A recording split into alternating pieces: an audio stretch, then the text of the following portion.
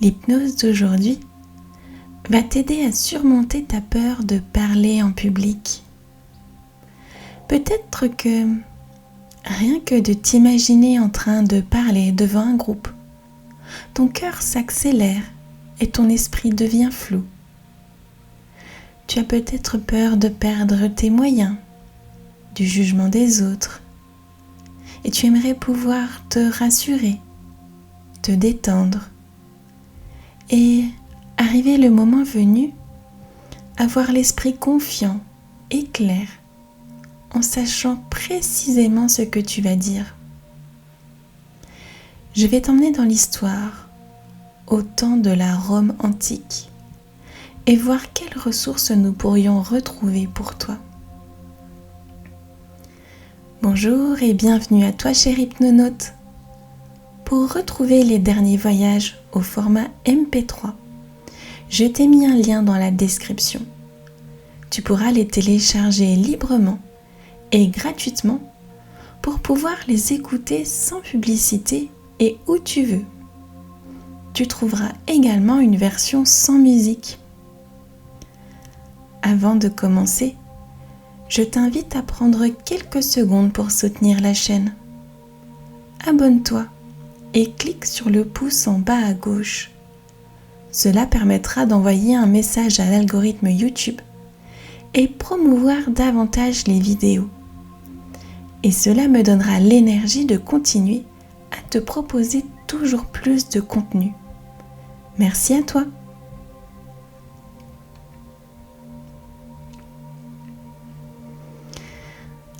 Installe-toi confortablement,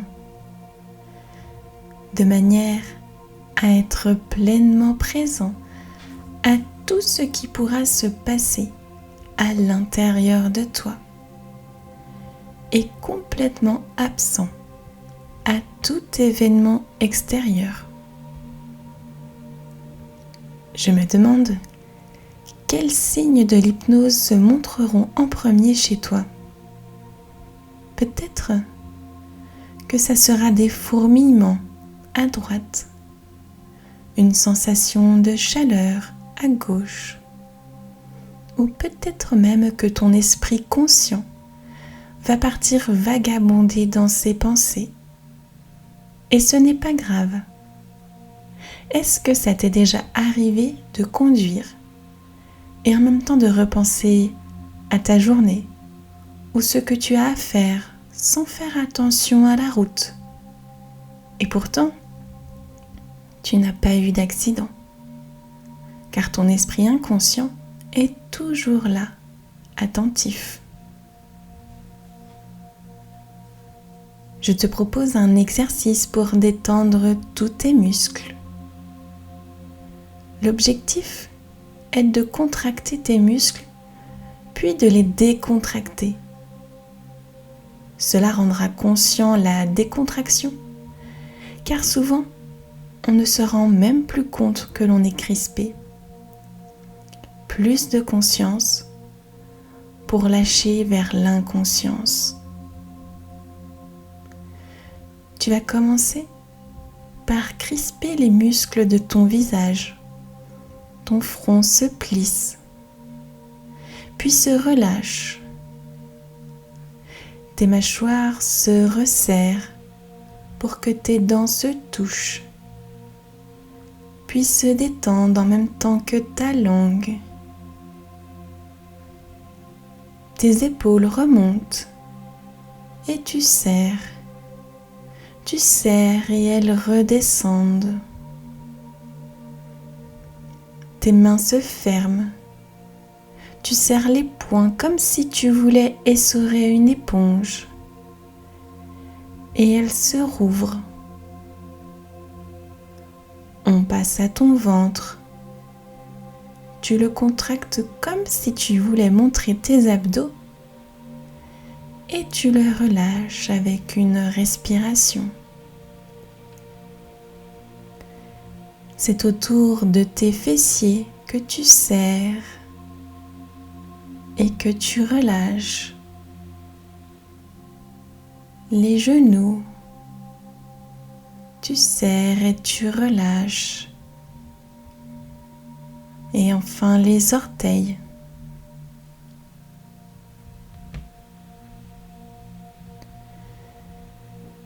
Maintenant que ton corps est complètement détendu, on va rester là quelques instants à respirer pour être complètement synchronisé avec ta respiration. Tu l'observes. Vois comme ton corps bouge quand tu respires. Ton ventre se gonfle et se dégonfle. Ta cage thoracique monte et descend. Peut-être que tes narines bougent à l'inspiration et à l'expiration. Et tu sens l'air les traverser. L'air qui entre est plus frais que l'air qui sort. On est bien là, tu ne trouves pas?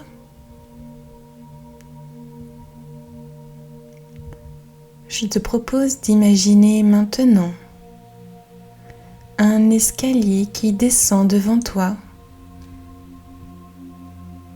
Cet escalier va t'emmener à l'intérieur de toi-même, va t'aider à te déconnecter pour te reconnecter à l'essentiel, à ton être véritable et à toutes les ressources dont tu pourrais avoir besoin aujourd'hui.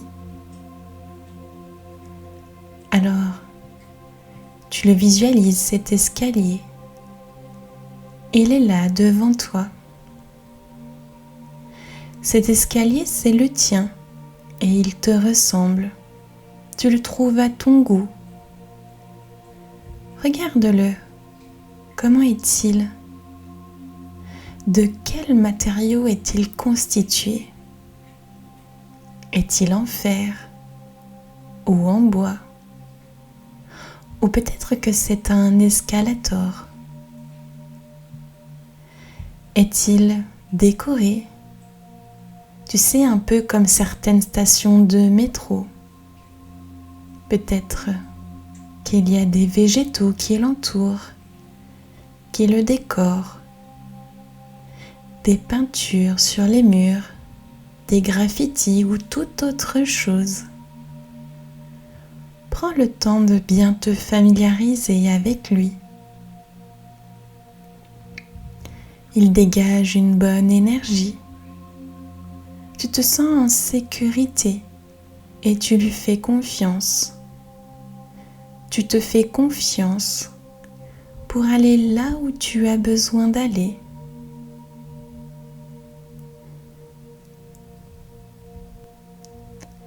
Alors c'est le moment de poser ton pied sur la première marche. Tu te demandes bien à quoi ça va ressembler en bas, en basculant sur l'autre versant de l'inconscience. Est-ce que vraiment c'est un voyage lorsque l'on entre à l'intérieur de nous-mêmes, alors que finalement on ne bouge pas d'un iota? Et pourtant, cet espace est tellement vaste et regorge de tellement de belles choses. Tu descends d'une marche. Sortir de sa zone de confort, c'est un peu comme quand tu secoues une boule à neige. Ce qu'il y a à l'intérieur, c'est déjà chouette. Mais secoue et tu vas voir tous les flocons virevolter pour créer encore plus de magie. Tu descends encore d'une marche. Au bout d'un moment, les flocons redescendent. Et quand les flocons tombent, tu t'enfonces un peu plus. Et tu descends encore une marche, puis une autre. Et plus tu descends les marches, et plus tu entres dans un état modifié de conscience, Modifié au sens où c'est le moment de mettre et d'ajuster une paire de lunettes pour voir ou ne plus voir. Oublier de ressentir ce qui n'est plus utile pour penser à retrouver ce qui est bon pour soi. Alors, te voilà arrivé en bas de l'escalier et tu as devant toi un couloir avec de nombreuses portes. Ce couloir, il est magique. Il te permet de voyager dans le temps. Il est unique. Ce n'est pas un couloir qui te permet de revenir à des moments précis de ta vie. Ce n'est pas non plus un couloir qui te permet de voyager dans tes vies antérieures. Non, c'est un couloir qui défie les lois de l'espace-temps. Chaque porte correspond à une époque, à un endroit. Il a été créé pour que tu puisses aller récupérer ce dont tu as besoin, retrouver des ressources profondes, des mémoires oubliées, des forces anciennes, tout ce qui peut t'aider ici, aujourd'hui dans ta vie. Alors doucement, tu avances dans le couloir. Les murs sont doux, peut-être tapissés de matières agréables.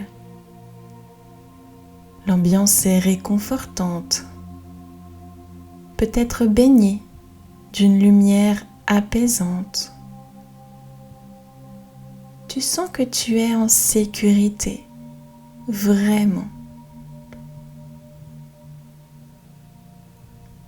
Sur les portes, tu vois inscrit Égypte ancienne, Mésopotamie, et sur l'une d'elles, il y a écrit Empire romain. Tu te souviens que l'Empire romain compte de nombreux orateurs. Cela te semble la période propice. Doucement, tu t'approches. Tu poses la main sur la porte. Elle s'ouvre sans effort et tu la traverses. Te voilà à Rome, dans les temps anciens. La lumière du soleil t'accueille aussitôt. Elle glisse sur ta peau comme une caresse tiède et rassurante. Cette chaleur douce et dorée s'infiltre jusque dans tes muscles, les détend et les relâche. Sous tes pieds, il y a des pavés polis par des siècles de passage. Ils sont solides, immuables et presque vivants. Ils portent l'histoire, les pas d'innombrables hommes et femmes avant toi, et maintenant les tiens. Autour de toi, Rome s'étend majestueuse. Tu peux voir des façades en pierre claire qui renvoient une lumière éclatante. Il y a des colonnes élancées qui s'élèvent vers le ciel comme des sentinelles de marbre. Au-dessus des marchés, il y a des voiles rouges et dorées qui ondulent doucement au vent. Dans l'air, tu peux sentir un mélange d'odeurs, de pain chaud tout juste sorti du four, des épices venues de terres lointaines, et ce parfum sec presque minéral de poussière et de soleil mêlés.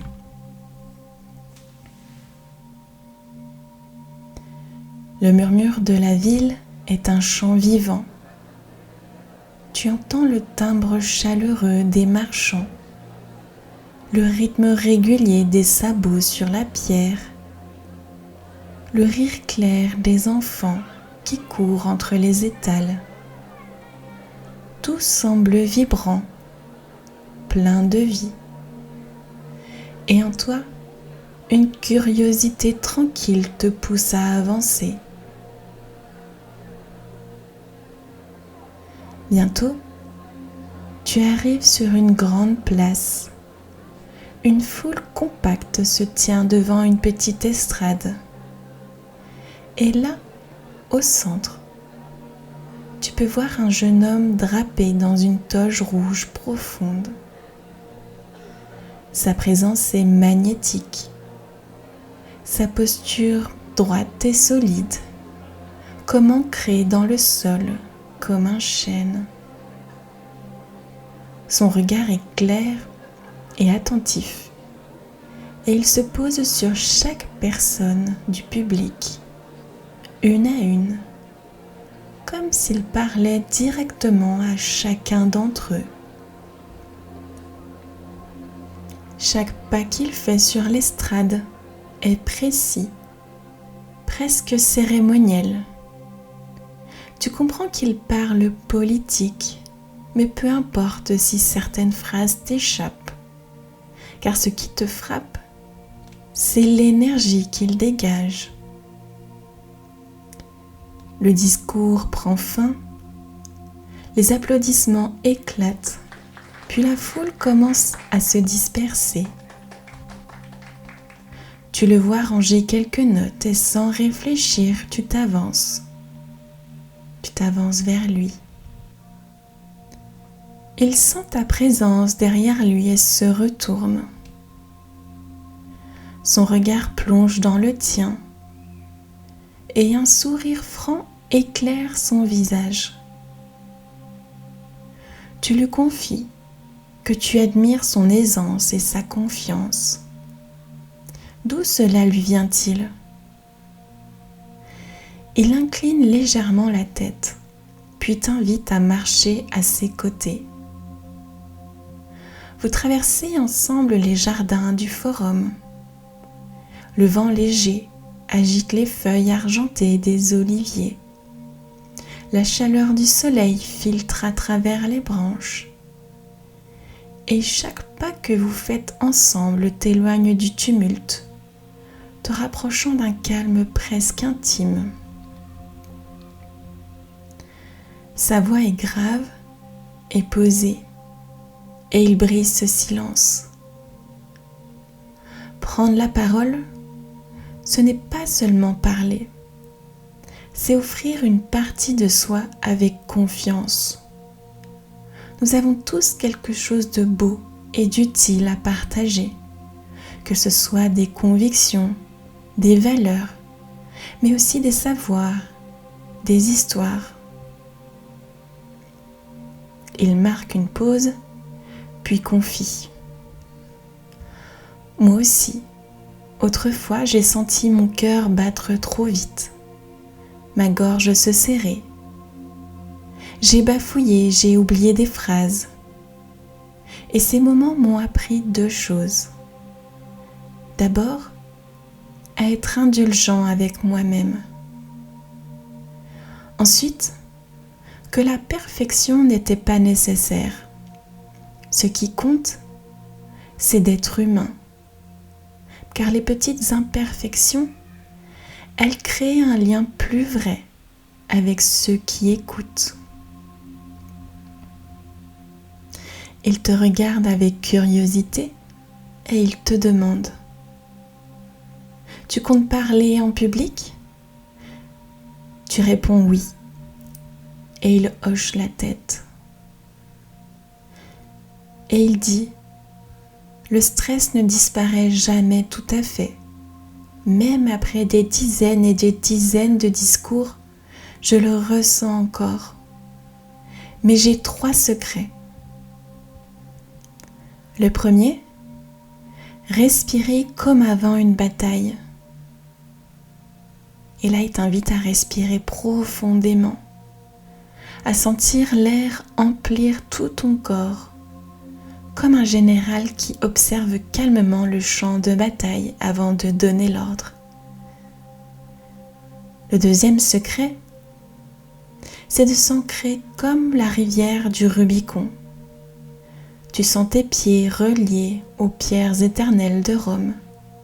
Il te dit, celui qui est ancré n'a pas peur des tempêtes. Troisième et dernier secret, parler comme si chaque mot était une victoire. Imagine que chaque phrase que tu prononces est un étendard que tu plantes devant toi. Il s'arrête.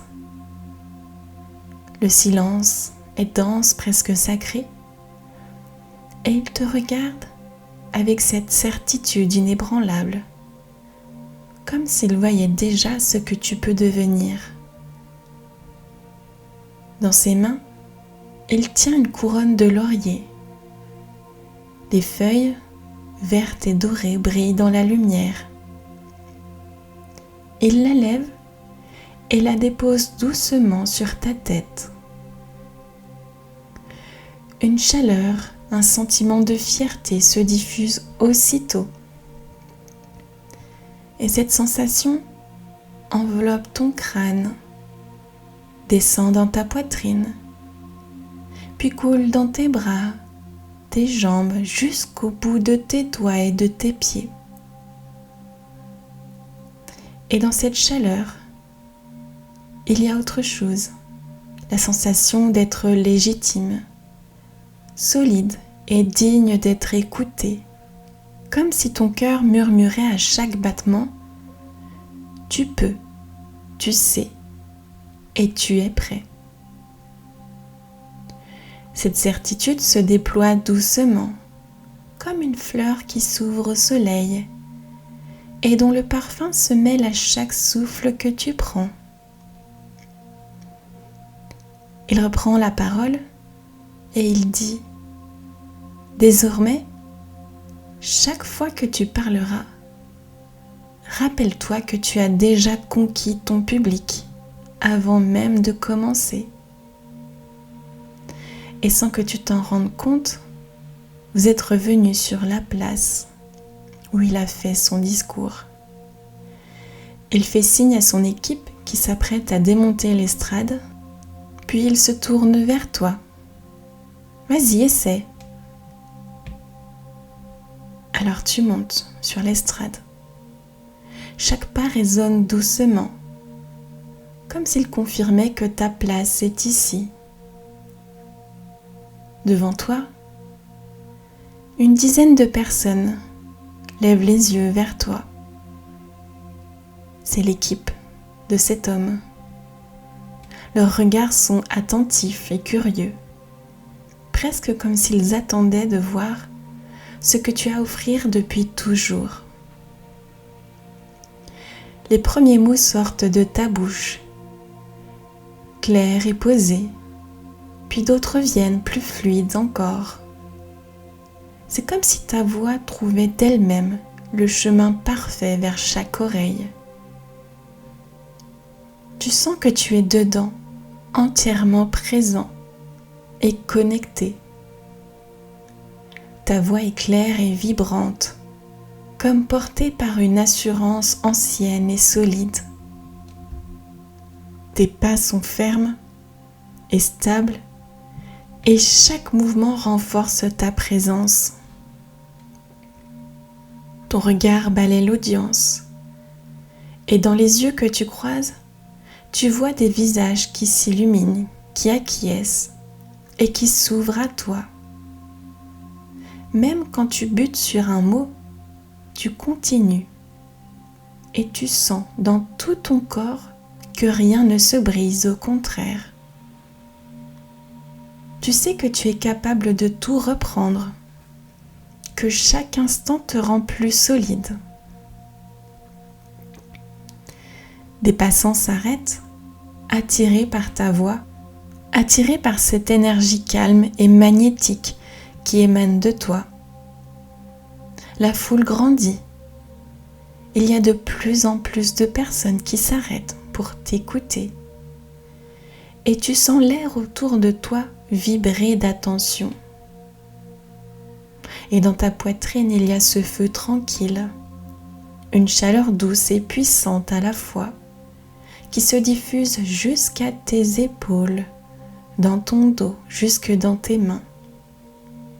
C'est la fierté, pas celle qui crie, mais celle qui rayonne en silence, celle qui te fait te tenir droit, respirer pleinement et regarder devant avec une certitude paisible.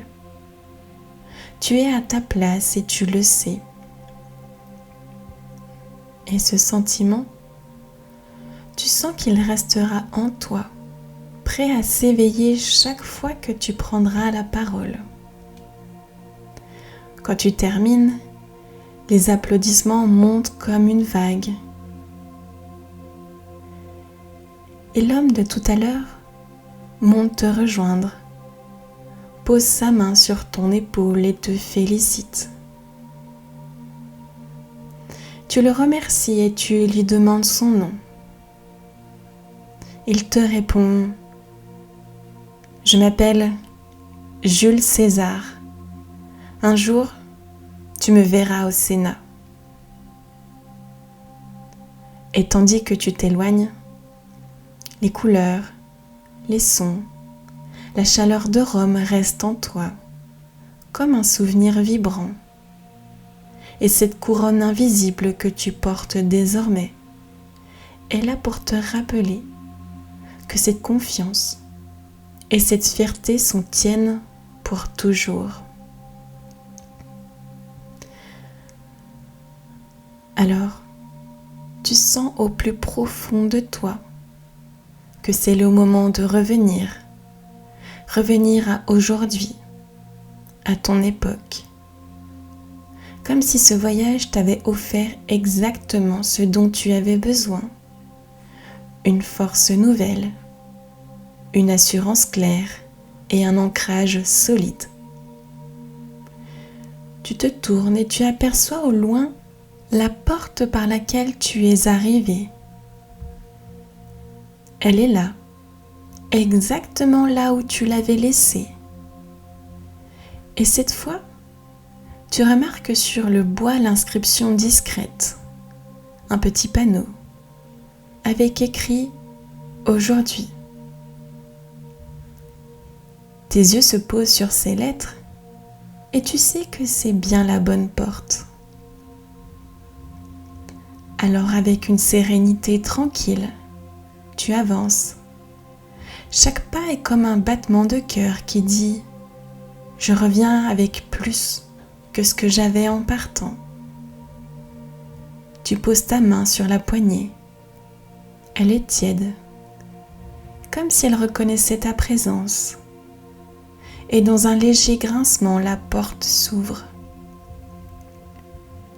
Avant de passer, tu jettes un dernier regard derrière toi. Tu laisses ton regard caresser cette époque, ces pierres, et tu sens en toi comme une gratitude profonde pour ce moment hors du temps. Tu inspires alors lentement et profondément, comme pour aspirer et garder à l'intérieur de toi tout ce que tu as trouvé, toute cette confiance, cette fierté et cette clarté. Et tu laisses ce souffle redescendre dans ta poitrine, se déposer au plus profond, là où il restera, prêt à se réveiller chaque fois que tu en auras besoin. Et puis avec douceur, tu franchis la porte et te voilà revenu dans ce couloir. Le silence y est accueillant et rassurant. Et devant toi, il y a l'escalier, celui de tout à l'heure. Tu sais que c'est le chemin du retour. Alors tranquillement, tu poses un pied sur la première marche. Et tu sais que plus tu monteras l'escalier et plus tu reviendras vers un état de conscience, un état de présence. Première marche, ta respiration devient plus claire. Chaque inspiration ramène un peu plus de lumière et de vitalité en toi. Et chaque expiration relâche ce qui n'a plus besoin d'être. Tu reprends conscience de cette respiration. Deuxième marche. Tes jambes reprennent toute leur place dans ton esprit. Elles sont solides et ancrées, prêtes à te porter dans chacune de tes décisions avec stabilité et confiance.